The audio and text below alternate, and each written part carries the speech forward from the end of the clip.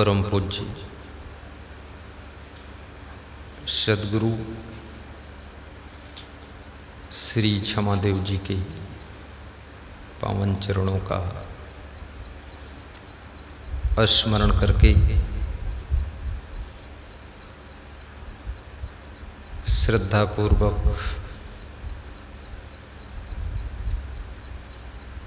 उनका ध्यान करके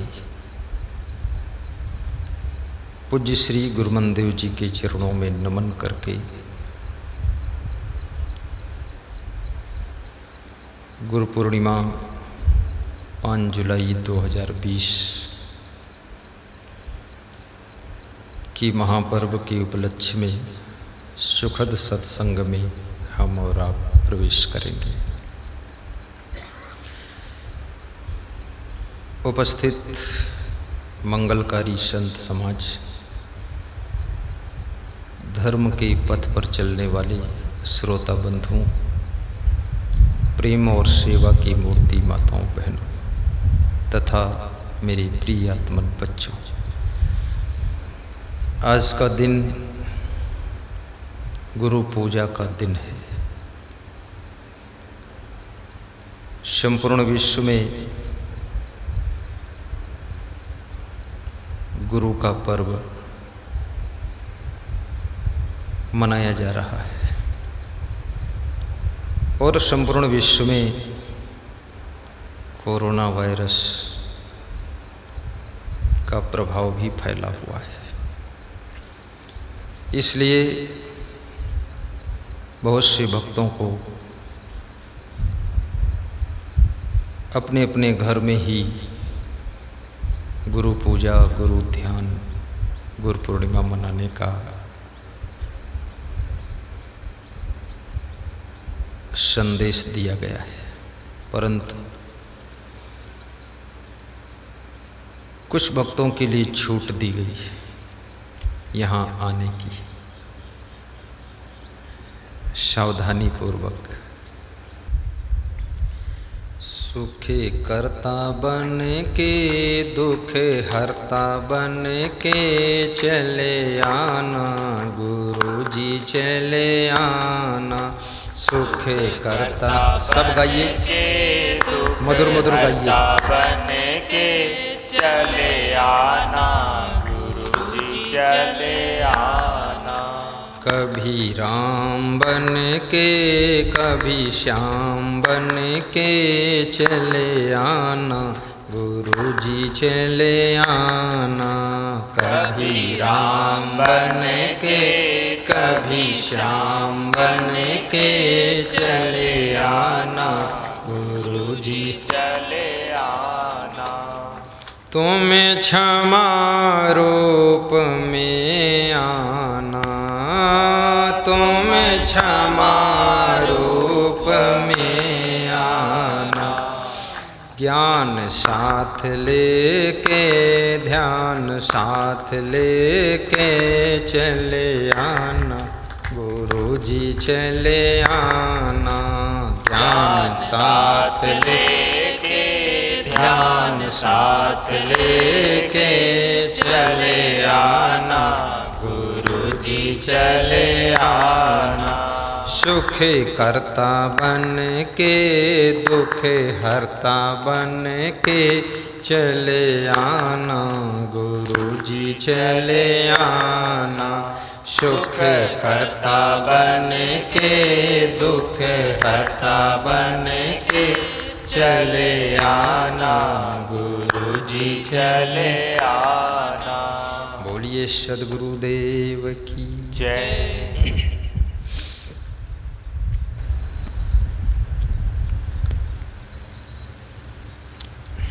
उपस्थित संतों एवं भक्तों, गुरु पूर्णिमा के पावन पर्व के उपलक्ष्य में आप सभी का आगमन गुरुद्वारा में तपोभूमि विश्व कल्याण आश्रम कबीर धाम में हो चुका है। करोड़ों भक्तों की बहुत बड़ी आस्था है। सबके मन में दर्शन परशन की इच्छा थी, परंतु वायरस कोरोना के कारण आने का शुभ अवसर सबको नहीं प्राप्त हुआ है। सीमित भक्तों को आने की छूट दी गई थी, इसलिए ताकि आपका स्वास्थ्य अच्छा रहे, जीवन सुरक्षित रहेगा, भविष्य में दर्शन परशन पुनः होंगे। गुरु पूर्णिमा का पर्व गुरु के महत्व का पर्व है। गुरु गोविंद दो खड़े काके लागू पाए, बलिहारी गुरु आपने गोविंद दियो बताए। सदगुरु कबीर साहब ने गुरु की महिमा गोविंद से भी और अधिक बताया है। गुरु समान दाता नहीं, याचक शिष्य समान, तीन लोक की संपदा सो गुरु दीन ही दान। दुनिया में बहुत से दाता हैं, लेकिन आत्मज्ञान के दाता, भक्ति के दाता वो गुरु होते हैं, जो हमें जीवन जीने की कला सिखाते हैं। इसलिए गुरु के समान दूसरे दाता को स्थान नहीं मिला है।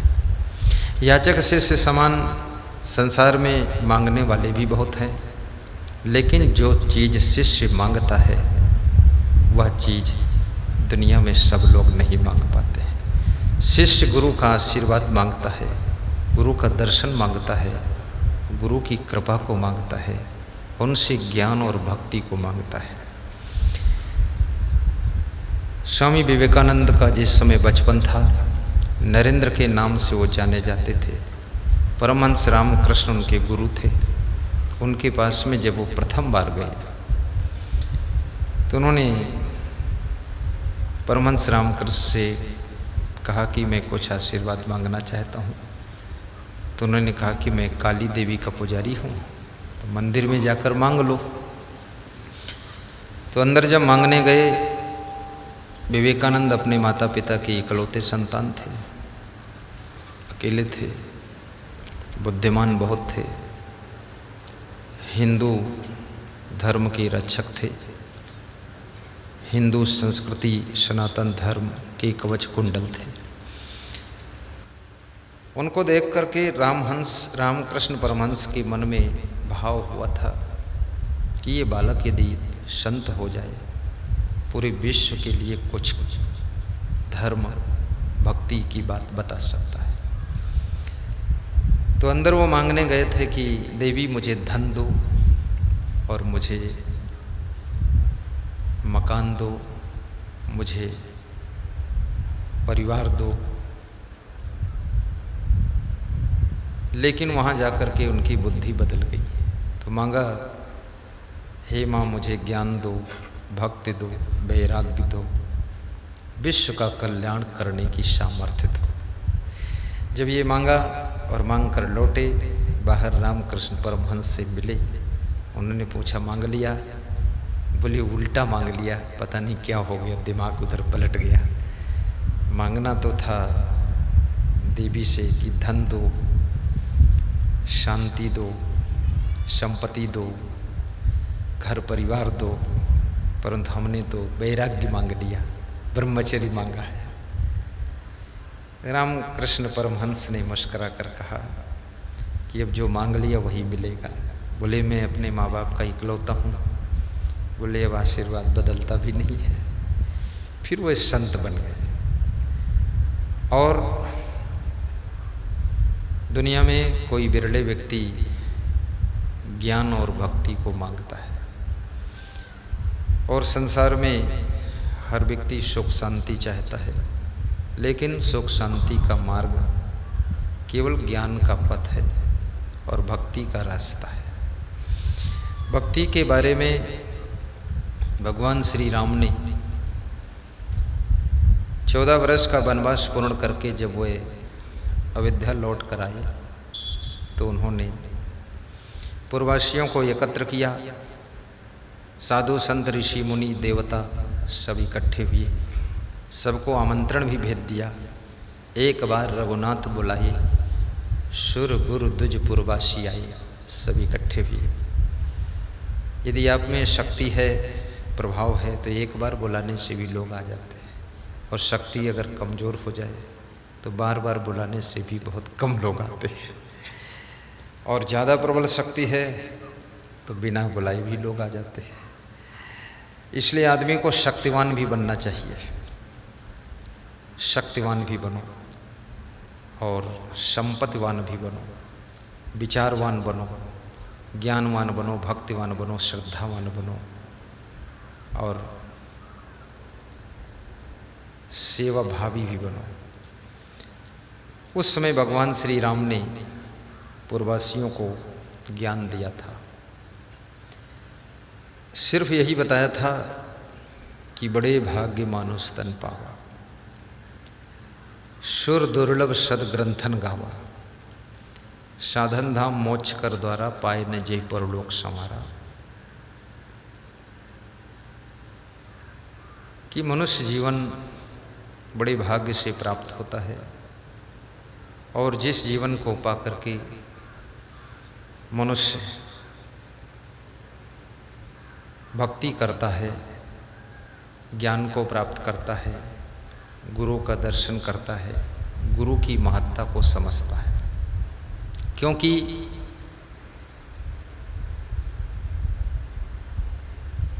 वे लोग सौभाग्यशाली हैं, कबीर साहब कहते हैं, जिनके पास में गुरु की भक्ति है। गुरु सेवा, जन बंदगी, सत्संगत, बैराग, ये चारों जब ही मिले तब जानो बड़ भाग। जिसको गुरु की सेवा मिल गई, गुरु का सानिध्य मिला, गुरु का ज्ञान मिला, गुरु की भक्ति मिली, गुरु से प्रेम हो गया, गुरु की वाणी सुनने में रुचि हो गई। हमारे यहाँ एक संत जी हैं, ये बैठे हुए इधर हैं, ये हर समय प्रवचन सुनते रहते हैं, जेब में रख लेते हैं, सुनते रहते हैं, खिड़की के पास रख लेते हैं, सेवा करते रहते, सुनते रहते हैं। तो इनका मोबाइल हमने एक बार जमा करवाया, हम मोबाइल जमा करवा लेते हैं, तो ये 2 दिन में फिर रोते रहे। तो 2 दिन बाद सूचना दिया लोगों ने कि कुछ नहीं सुनता है, केवल आपका प्रवचन सुनता है, और 2 दिन से रो रहा है, इसको दे दिया जाए मोबाइल। तो इसको दे दिया, बस वो खुश हो गया, ठीक हो गया। इतना उनकी प्रवचन में लगन है, गुरु वाणी। और वास्तव में मनुष्य की जिंदगी को सुधारने वाली गुरु वाणी होती है।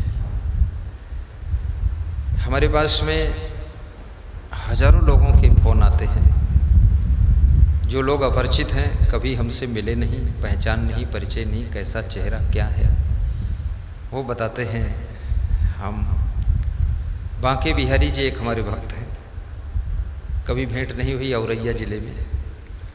तो कह रहे थे हम माता पिता और पत्नी और हम, सब्जी का व्यापार है लंबा चौड़ा, तो खेत में जब हम सब्जी तोड़ते हैं तो आपका मोबाइल जो है कमर के फेंटम बांधते हैं और प्रवचन सुनते रहते हैं।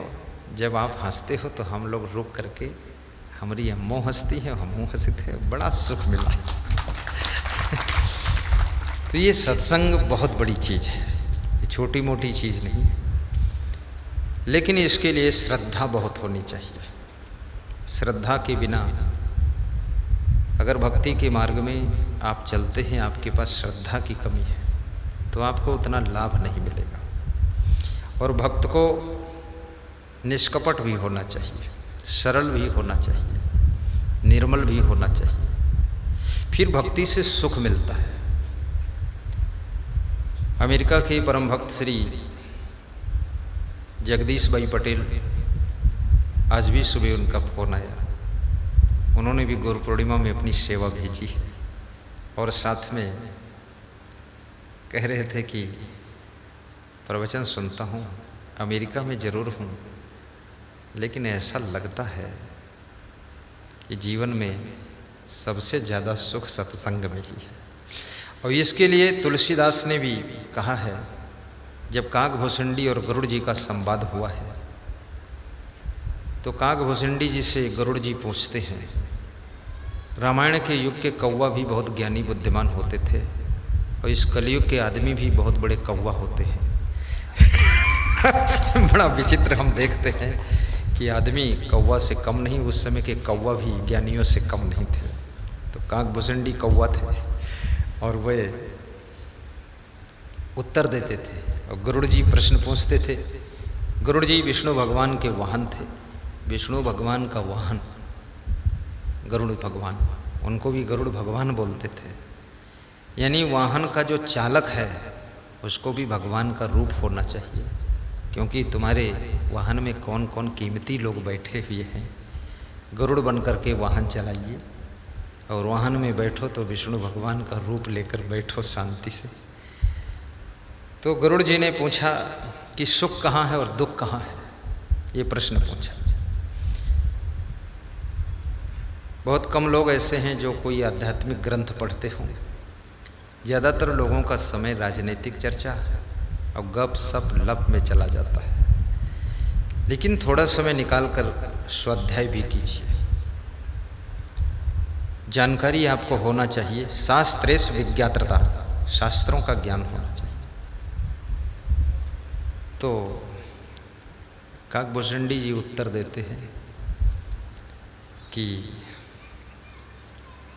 संत मिलन सम सुख जग नाही, नहीं दरिद्र सम दुख जग माही। दरिद्रता के समान जगत में कोई दूसरा दुख नहीं है और संत के मिलन के समान दूसरा कोई सुख नहीं है।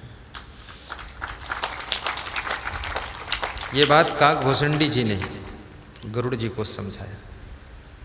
संत यानी संत। अब कोई फालतू कपड़ा लपेट कर घूमता रहे तो मान लो ये भी संत है, वो संतवंत नहीं है। उसके पास तुम्हें न सुख मिलेगा न शांति मिलेगी। इतना जरूर है, तुम अगर शर्ट निकाल कर रख दोगे तो तुम्हारा पैसा चुरा लेगा, वो मोबाइल उठा लेगा। संतवंत नहीं है। संत कपड़ों को संत मत मानिए। ड्रेस बदल दिया वो संत नहीं होता, भेष बदल दिया वो संत। भेष भी बदला हो लेकिन उसकी जिंदगी का चरित्र भी बदला हो, स्वभाव भी बदला हो और रहनी आचरण उसका सुंदर हो, वैराग्य हो, वो संत होता है। तो ऐसे संत श्री क्षमादेव जी कहते थे कि बीतरागी संत यदि आपके गांव की गली में होकर भजन गुनगुनाता हुआ निकल जाता है तो गांव की गलियां पवित्र हो जाती है। उसके भजन की धुनी शब्द जिसके कान में पड़ जाते हैं उसका भी जीवन धन्य हो जाता है। ऐसा वैराग्यवान संत होना चाहिए। संत मिलन सम सुख जग नहीं, नहीं दरिद्र सम दुख जग माही। और दरिद्रता के समान कोई दुख नहीं, तो दरिद्री नहीं बनना चाहिए। हमारे देश में ऐसे बहुत ज़्यादा दरिद्र है, गरीबी बहुत है। और कुछ लोग ऐसे हैं जिनको गरीबी में भी मज़ा आ रहा है, क्योंकि वो सोचते हैं आखिर सरकार तो खिलाएगी ही, खाना की व्यवस्था सरकार करेगी, पाखाना की व्यवस्था भी सरकार करेगी और दवा खाना भी सरकार करेगी। और मर जाएंगे तो अंत्येष्टि भी सरकार कर देगी और तीर्थ जाएंगे तो तीर्थाटन भी सरकार करा देगी। इसलिए लोग बड़े निकम्मे हो गए। और जिस देश के लोग निकम्मे हो जाते हैं, कर्मयोग नहीं करते हैं, उस देश में दरिद्र कभी हटता नहीं, वहाँ डटा रहता है। दरिद्र नारायण हंसता है कि अच्छा है तुम निकम्मे बने रहो, तुमको हम रगड़ते रहेंगे। तो दरिद्री मत बनो, कर्मयोगी बनो। भगवान श्री कृष्ण गौवें चराते थे। कोई भी काम करना तौहीनी की बात नहीं है। जब अभिमान अंदर बहुत होता है तो आदमी काम करने में अपनी तौहीनी मानता है, अपमान समझता है। ईसा मसीह जिनका धर्म ईसा धर्म, ईसाई धर्म फैला हुआ है, वे लकड़ी के फर्नीचर बनाते रहते थे। रैदास गुरु जूते तैयार करते रहते थे। कबीर साहब कपड़ा बुनते रहते थे। ऐसा बताते हैं और हम सुनते हैं, हमने देखा नहीं है, कुछ तो करते ही होंगे। आलसी तो नहीं होंगे, इतना तो पता है। क्योंकि दरिद्र वहीं रहता है जहाँ आलस्य रहता है, दरिद्र वहीं रहता है जहाँ फिजूल खर्ची रहती है, दरिद्र वहीं रहता है जहाँ कुसंगत रहती है, दरिद्र वहीं रहता है जहाँ घर में कलेश रहता है, और दरिद्र वहीं रहता है जहाँ आपस में राग द्वेष रहता है। दरिद्र वहीं निवास करता है जहाँ पर लोग मनमुटाव और आपस में लड़ भिड़ करके जीना सीखते हैं, वहीं दरिद्र का निवास रहता है। जहाँ लोग आपस में प्रेम से रहते हैं वहाँ दरिद्र नहीं रहता है। लक्ष्मी जी आती है। एक बार की कथा है कि लक्ष्मी जी सरोवर के किनारे विमान से उतरती है। देव ऋषि नारद और देवराज इंद्र आपस में वहाँ बात कर रहे थे। ये महाभारत के पंचम स्कंद पुराण का पंचम स्कंद का प्रसंग है। इंद्र जी ने कहा, ये कोई बहुत सुंदर नारी विमान से उतरी है, कौन है? तो नारद जी ने कहा, मैं ब्रह्मचारी संत हूँ, तुम जाकर पता लगा लो कौन है। तो इंद्र जी बोले, अगर वो सती होगी और बहुत महान होगी तो मैं तो जलकर भस्म हो जाऊंगा वहाँ, क्योंकि मैं उतना पवित्र नहीं हूँ, इसलिए तुम जाओ, तुम बहुत महान संत हो। नारद जी गए। देव ऋषि नारद वहाँ जब जाते हैं, देव ऋषि नारद जाकर पूछते हैं, देवी मैं जानना चाहता हूँ तुम कौन हो, तुम्हारा क्या परिचय है? मुस्कुरा करके उस नारायणी रूपी नारी ने कहा कि मेरा नाम रंभा है, मेरा नाम नारायणी है और मैं लक्ष्मी का रूप हूँ। तो यहाँ तुम कैसे आई हो? पहले कहाँ रहती थी, कहाँ जा रही हो? सरोवर के पास क्यों उतरी हो? मैं दैत्यों के घर रहती थी, अब उनके घर का त्याग करके मैं रूठ गई हूँ, इसलिए वहाँ से चली आई हूँ। तो अब कहाँ जाओगी? जहाँ मेरे अनुकूल जगह होगी वहाँ जाऊँगी। तुम्हारी अनुकूलता कहाँ होती है? तो लक्ष्मी ने कहा था, देवताओं के यहाँ कुछ अनुकूलता दिखती है, दैत्यों के यहाँ भी बड़ी अनुकूलता थी, तो वहाँ से क्यों चली आई है? बोले अब वहाँ अनुकूलता रह नहीं गई है। तो क्या हो गया है वहाँ? उनके घर की स्त्रियाँ भोजन खाते समय जूठे हाथों से घी के डिब्बे में अंगुली डालकर घी निकाल कर खा लेती है, इसलिए मैं वहाँ से रूठ गई हूँ। उनके घर में कोई झाड़ू नहीं लगाता है, दिन भर गंदगी पड़ी रहती है।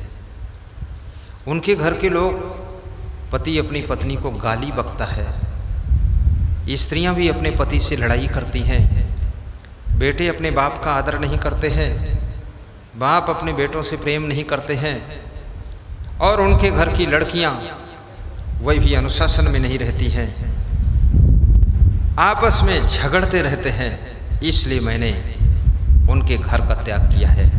अब वहाँ दरिद्र आकर के निवास करेगा और मैं आकर के इस दिव्य सरोवर में पहले स्नान करूँगी, सब धुल जाए पाप ताप जितना हो, उसके बाद मैं चुनाव करूँगी किसके यहाँ जाना है। नारद जी ने कहा, तो किसके यहाँ जाओगी? तो देवराज इंद्र आगे बढ़ते हैं कि मेरे यहाँ चलो। तो लक्ष्मी ने कहा, तुम्हारे यहाँ नहीं जा सकते हैं, क्योंकि तुम उतने पवित्र नहीं हो। मैं वहाँ जाती हूँ जिस घर में परस्पर में प्रेम होता है, भाई भाई में स्नेह होता है, देवरानी जेठानी में शांति सुकून रहता है, जिस घर में पति पत्नी में लगाव रहता है, जिस घर में साफ सफाई खूब होती है, जिस घर के लोग आलसी नहीं होते हैं, जिस घर में जूठे हाथों से भोजन निकाल कर नहीं खाया जाता है, और जिस घर के लोग एक दूसरे की गम खा लेते हैं और गुरु की भक्ति करते हैं और सत्संग जिनके घर में गूंजता रहता है, वहाँ पर जाकर के अब मैं निवास करूँगी। ये पंचम स्कंद का प्रसंग है, याद रखना। लक्ष्मी को घर में बुलाने के बहुत से फार्मूले होते हैं। कुचिलिनम दंत मलोपधारिणम बहवासनम निष्ठुर भाषणम च सूर्योदय चास्तामिते शयानम विमुच्यति श्री यदि चक्रपाणी। मूर्खा यत्र न पूज्यन्ते धान्यम यत्र सुसंचितम दाम्पत्ये कलहो नास्ति श्री स्वयं आगता। उद्योग नास्ति दारिद्र्यम जपतो नास्ति पातकम मौने च कलहो नास्ति जागरतो नास्ति भयम। दारिद्र्य नाशनम दानम शीलम दुर्गत नाशनम अज्ञान नाशनी प्रज्ञा भावना भय नाशनी। ये सभी श्लोक लक्ष्मी और दरिद्र के ही श्लोक हैं। जो मैले वस्त्र पहनता है उसको लक्ष्मी छोड़कर चली जाती है। इसलिए साफ कपड़े पहनो, साबुन से धो, पाउडर से धो, पानी से धो। जैसे हम कपड़े पहनते हैं, हम आश्रम में रहते हैं तो 8 दिन साबुन पाउडर नहीं लगाते, पानी से धोते केवल, और फिर 2 दिन लगातार साबुन पाउडर यूज कर देते हैं। क्योंकि मेरे कपड़े ऐसे रहते हैं जैसे खूंटी पर टंगे हुए, ऐसे शरीर पर टंगे रहते हैं। कपड़ा गंदा न हो तो साबुन फालतू मत रगड़ो, फालतू मेहनत, फालतू टाइम लगेगा, फालतू पाउडर खर्च होगा, फालतू सुखाओगे, ज़्यादा देर उसमें झाग वाग सब कपड़ा खराब होगा। गंदा हो तो पाउडर साबुन लगा करके अच्छी तरह से धोइए। साफ कपड़े पहनने वाले के घर में लक्ष्मी आती है। दंत बलोपधारणम दूसरा फार्मूला है। जिनके दांत गंदे होते हैं उनके घर पे लक्ष्मी की कृपा रुकती है। इसलिए दांतों को भी साफ सुथरा रखिए। बहावासिनम जो बहुत भोजन खाते हैं, भोजन कम खाइए। जितने सात्विक शाकाहारी आइटम हैं सब थोड़ा थोड़ा खाइए। सेवई भी खाइए, खीर खाइए, दरिया खाइए, बबरा खाइए, आलू बंडा खाइए, पूड़ी खाइए, लेकिन थोड़ा कम खाइए। कम खाने से बुद्धि का स्मरण बढ़ेगा। कम खाने से सुस्ती उदासी नहीं आएगी, हर समय खुश रहोगे। और जरा सा भोजन ज़्यादा पहुँचेगा अंदर, सुस्ती आएगी, उदासी आएगी, हर समय नींद आएगी, ऊँघाई आएगी और गुस्सा भी ज़्यादा आएगी। इसलिए थोड़ा कम खाना चाहिए। चबा चबा कर खाना चाहिए, जल्दीबाजी नहीं खाना चाहिए। बहुत स्पीड से खाने से भी बहुत गड़बड़। कितने लोग जब खाने बैठते तो टॉप गियर लगाते हैं, और कितने लोग तो उठाकर पी लेते हैं। बोले झंझट कौन करे।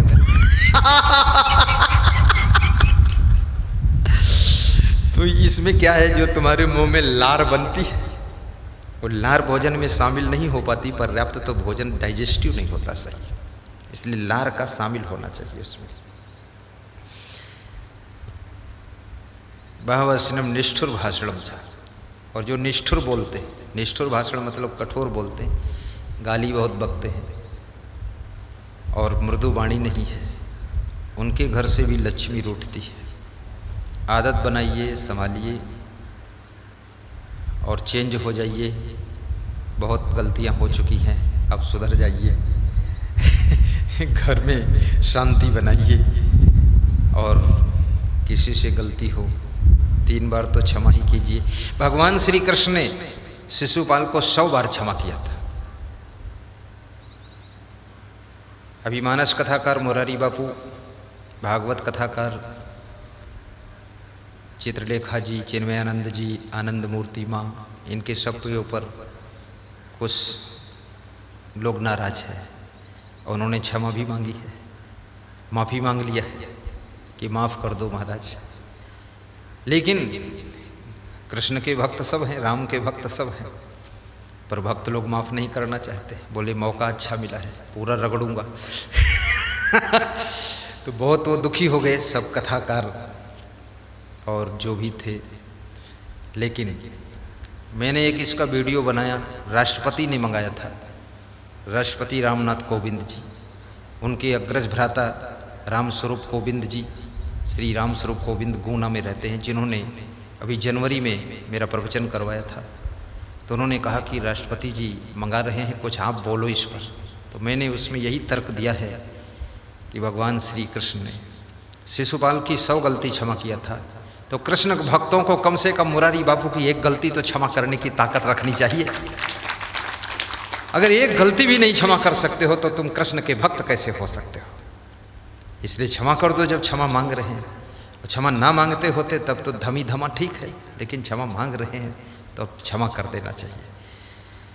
तो बोले राष्ट्रपति ने सबसे टॉप पसंद किया है, बहुत क्लिप वहाँ पहुँचे हैं, आपका फर्स्ट नंबर आया है। आधा घंटे बोला हूँ मैं उसमें, सब तर्क के साथ। भगवान श्री राम ने भी परशुराम जी को क्षमा किया था, परशुराम जी धनुष यज्ञ के समय जनकपुर में गुस्सा में आ गए थे। शिव धनुष को टूटा हुआ देख करके शिव जी को अपना इष्ट मानते थे। देखा धनुष टूटा पड़ा है, जैसे आप माइक तोड़कर फेंक दे कोई आदमी, गिरदा उधर फेंक दे, तो तुमको फिर थोड़ा सा जोश तो आ ही जाएगा परशुराम की तरह, उठ पड़ोगे, कौन हो तुम फोड़ने तोड़ने वाले। तो ऐसे परशुराम जी को जोश आ गया और उन्होंने रे भी कहा, मूर्ख भी कहा, सब कुछ कहा। लेकिन जब होश आया और समझा परशुराम जी ने कि तो पूर्ण अवतार राम भगवान है, तो परशुराम जी में नम्रता भी थी। और परशुराम जी में सबसे बड़ा गुण था ब्रह्मचारी होना। बाल ब्रह्मचारी थे। उनसे कोई परिचय पहुंचता था तो वे बताते थे कि बाल ब्रह्मचारी अति कोही विश्व विदित क्षत्रिय कुलद्रोही। मैं बाल ब्रह्मचारी हूँ लेकिन बहुत क्रोधी हूँ। परिचय पहले दे देता हूँ, संभल कर बात करना, नहीं तुरंत झापड़ मार दूंगा।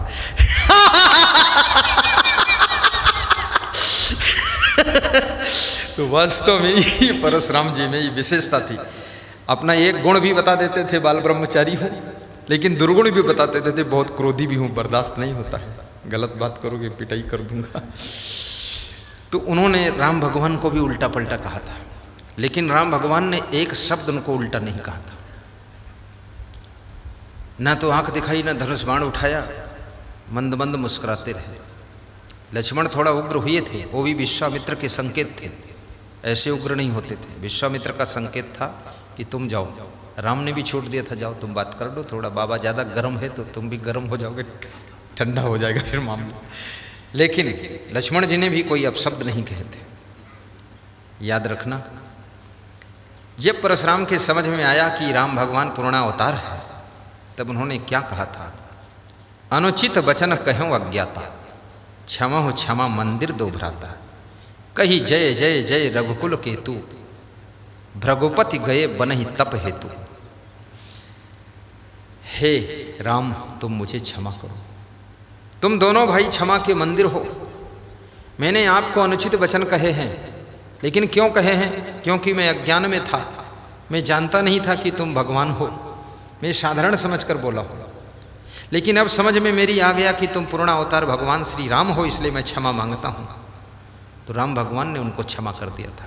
ऐसे याद रखना, कोई व्यक्ति गलती करे और अपनी गलती को प्रायश्चित करे और स्वीकार करे और क्षमा मांग ले, तो उसे एक बार मौका देना चाहिए, क्षमा कर देना चाहिए।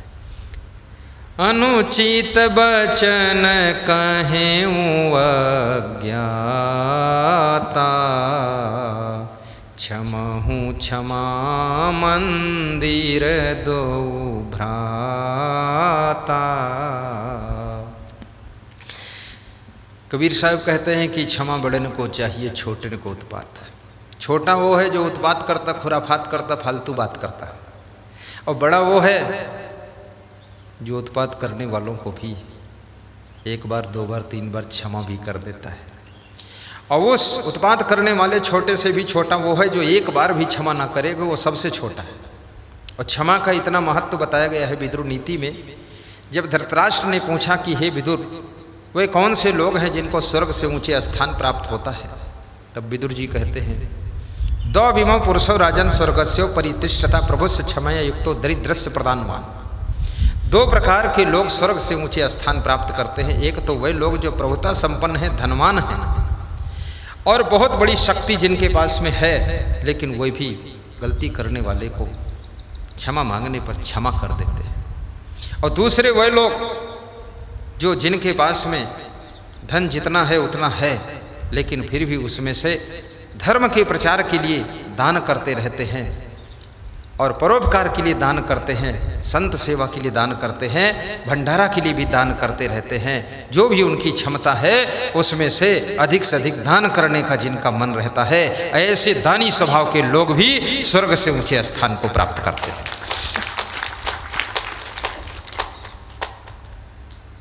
वास्तव में धृति क्षमा दमोस्तेयम शौचम इंद्रिय निग्रह धी विद्या सत्यम अक्रोधो दशकम धर्म लक्षण।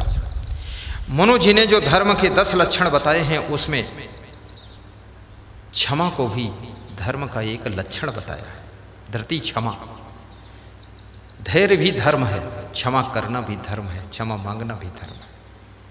और कबीर साहब कहते हैं, गुरु सेवा जनबंदगी सत्संगत बैराग। जिसके पास में गुरु के प्रति श्रद्धा है और सत्संग भी जिसको प्राप्त हुआ है और जो जन कल्याण भी करता है और साथ में जिसका मन वैराग्य से भी भरा हुआ है। वैराग्य का अर्थ क्या होता है?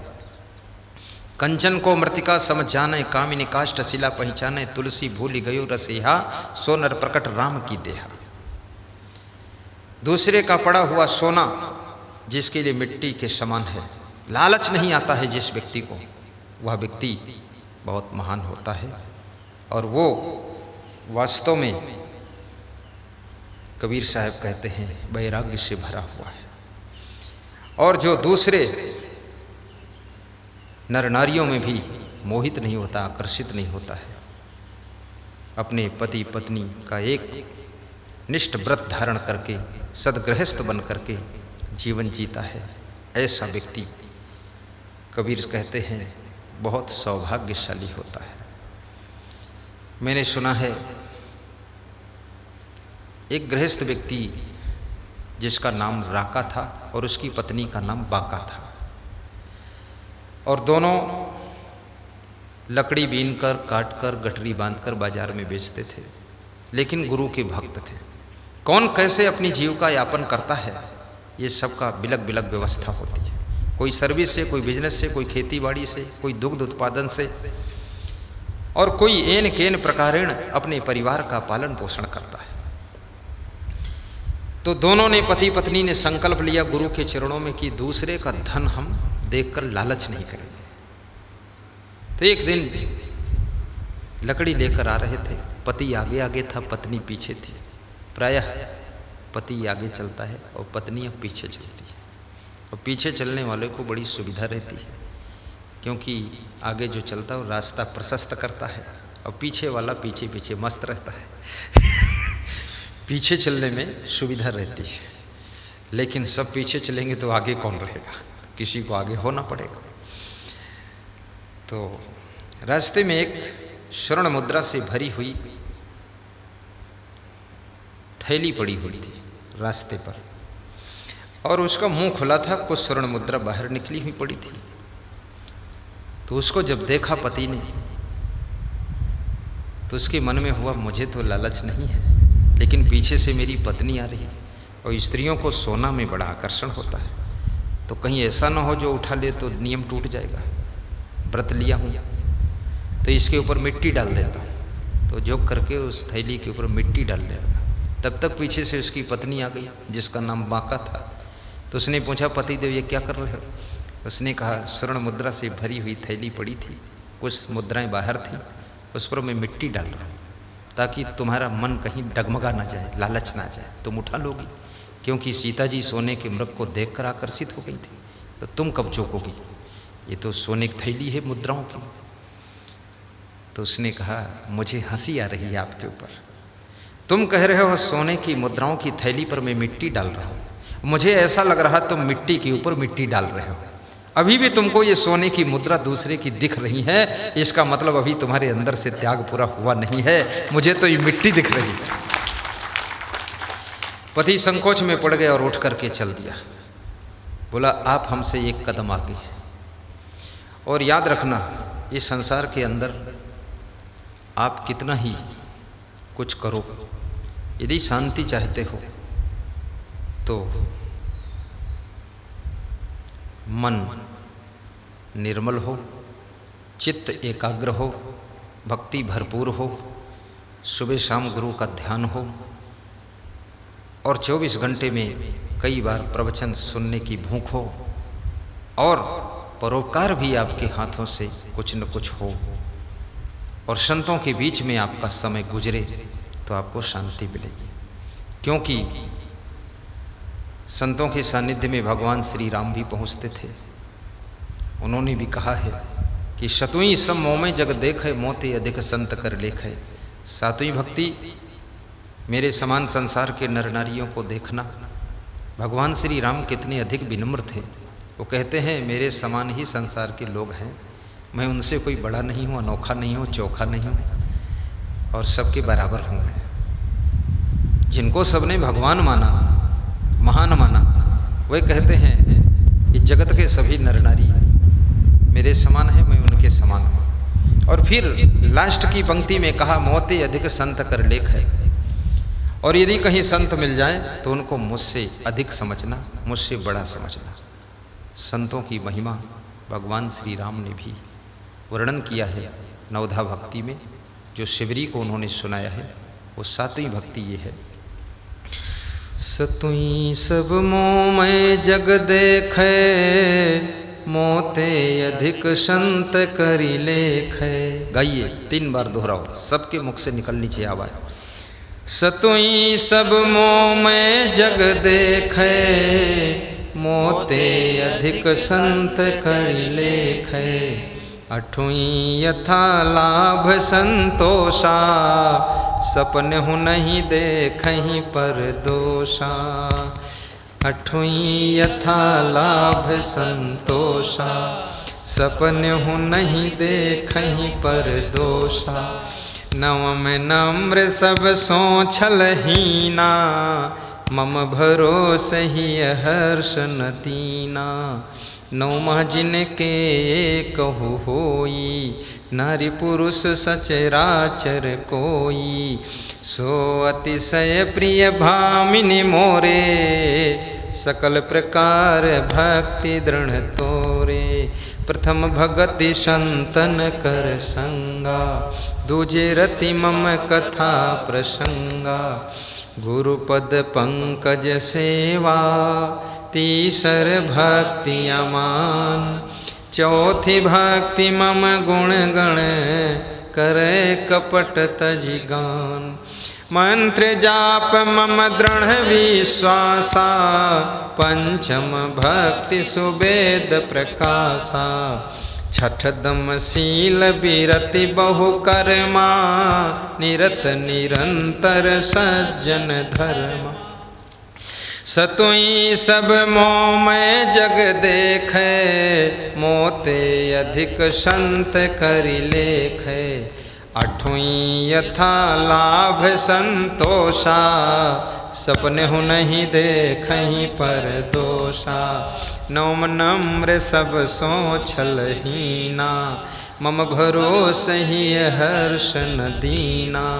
9 जिनके कहु होई, नारी पुरुष सचराचर कोई। सो अतिशय प्रिय भामिनी मोरे, सकल प्रकार भक्ति दृढ़ तोरे। बोलिए सद्गुरु देव की जय। ये 9धा भक्ति का भी वर्णन संक्षिप्त में किया हूँ। अरब खरब लो द्रव्य हो, उदय अस्तलो राज। भक्ति महातम ना तुले, ई सब कौने काज। कबीर साहब कहते हैं धनवान होना अच्छी बात है, ऊंचे पद को प्राप्त करना भी अच्छी बात है, मिनिस्टर बनना अच्छी बात, डॉक्टर बनना अच्छी बात, इंस्पेक्टर बनना अच्छी बात। सर्विस करो, बिजनेस करो, अच्छा मकान बनाओ, अच्छी गाड़ी रखो, प्रेम से रहो, ये सब अच्छी बात। लेकिन कहते हैं यदि भक्ति नहीं है तो फिर थोड़ी खराब बात है।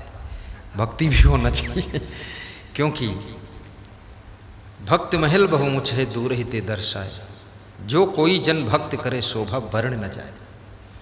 अरब खरब लो द्रव्य हो, उदय अस्त लो राज।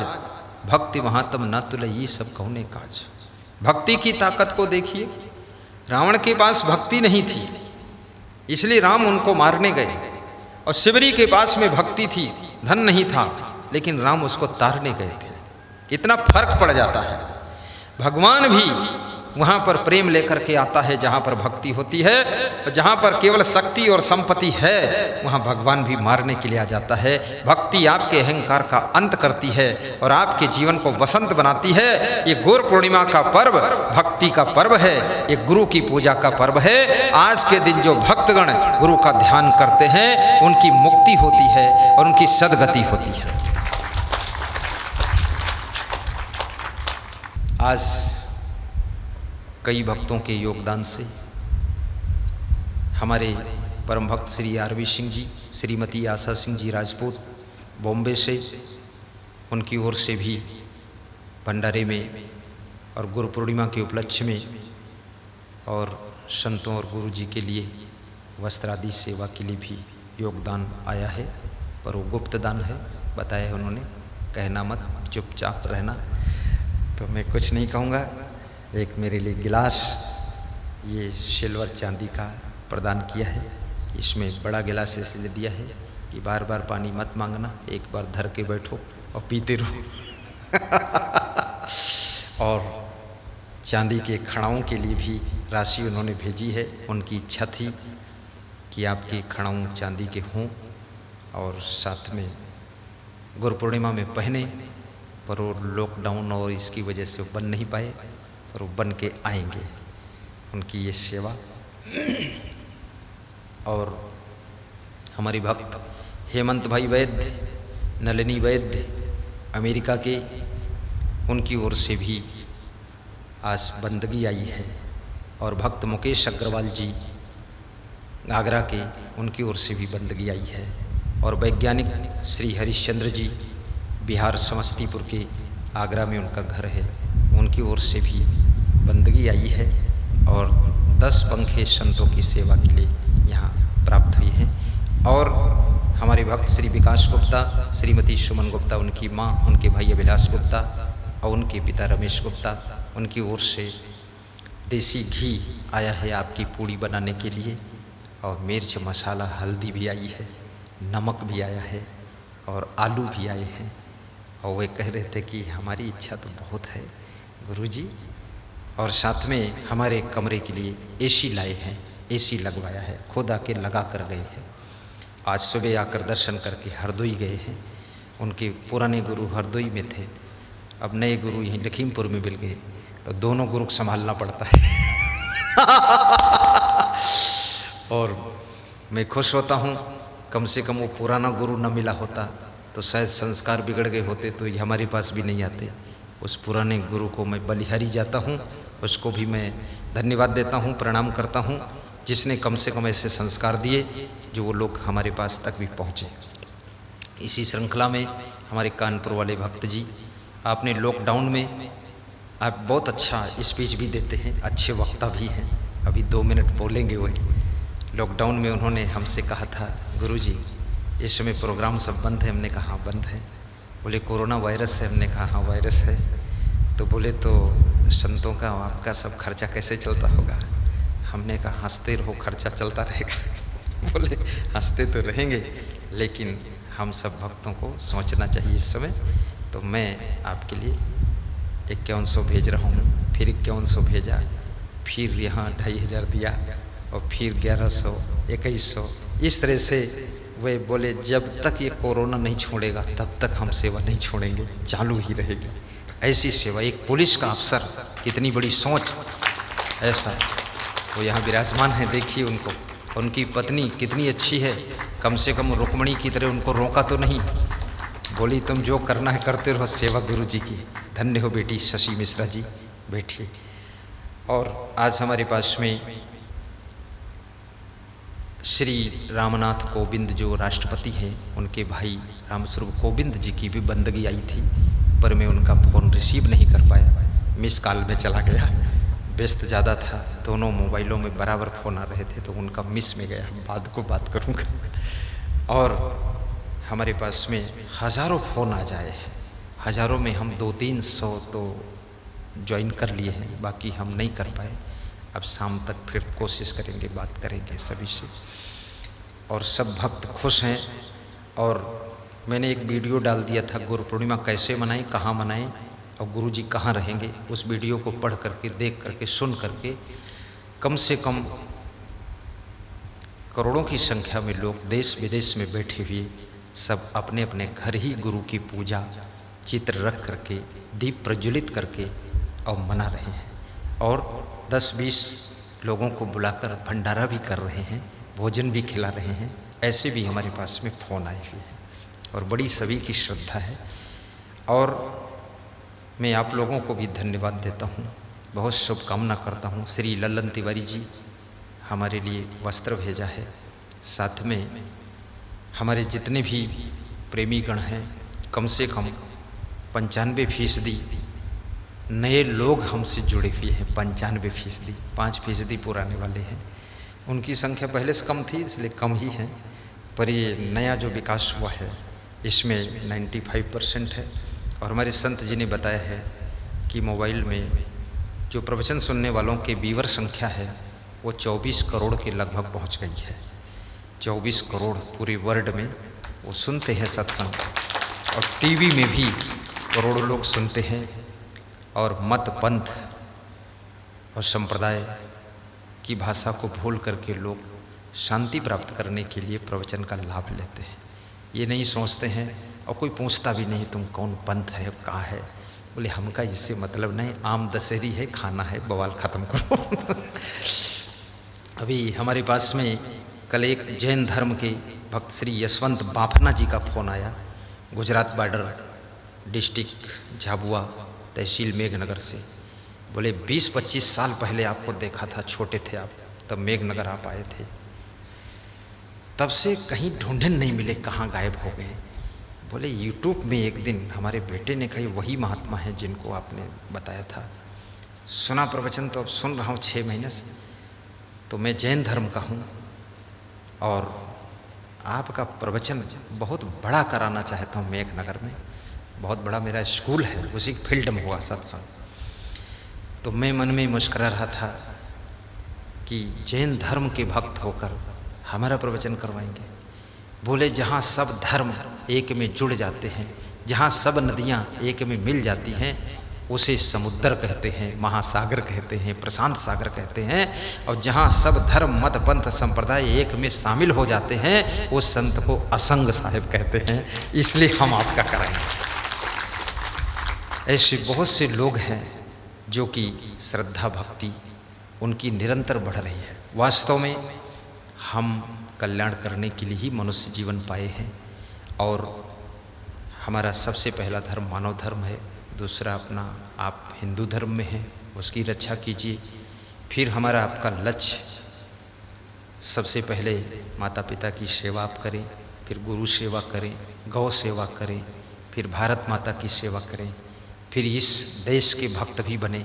गुरु भक्त होने के साथ देश भक्त होना जरूरी है, क्योंकि जिस देश में जन्म लिया है उसके प्रति आखिर मरना इसी मिट्टी में है, जीना इसी मिट्टी में है, खेलना इसी मिट्टी में है, करना इसी मिट्टी में है।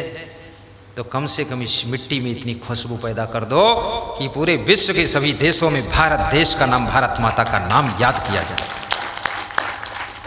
जिस फील्ड में तुम काम करो, चाहे राजनीतिक फील्ड हो या बिजनेस की फील्ड हो या सन्यास की फील्ड हो या भक्ति की फील्ड हो या खेती बाड़ी की फील्ड हो, लेकिन जिस क्षेत्र में आप काम करें उसमें चरम सीमा को छुएं और देशभक्ति को साथ में ले करके करें।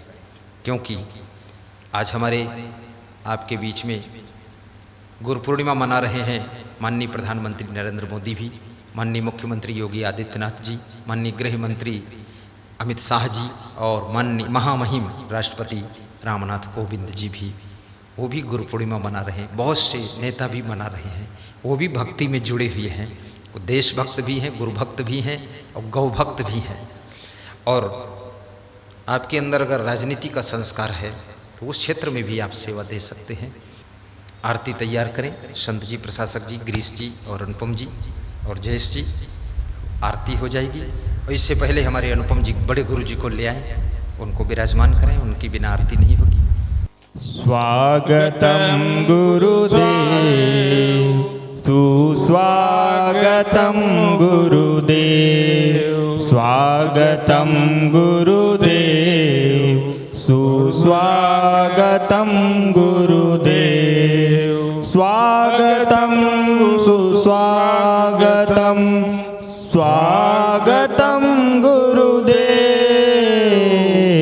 स्वागतम गुरुदेव, सुस्वागतम गुरुदेव, स्वागतम गुरुदेव, शरणागतम गुरुदेव, स्वागतम सुस्वागतम, स्वागतम गुरुदेव। बोलिए परम पूज्य सदगुरु श्री क्षमादेव जी की जय। सदगुरु श्री असंग साहेब की जय। आरती दीन दया साहेब आरती हो, आरती गरीब निवाज साहेब आरती हो, आरती दीन दया साहेब आरती हो।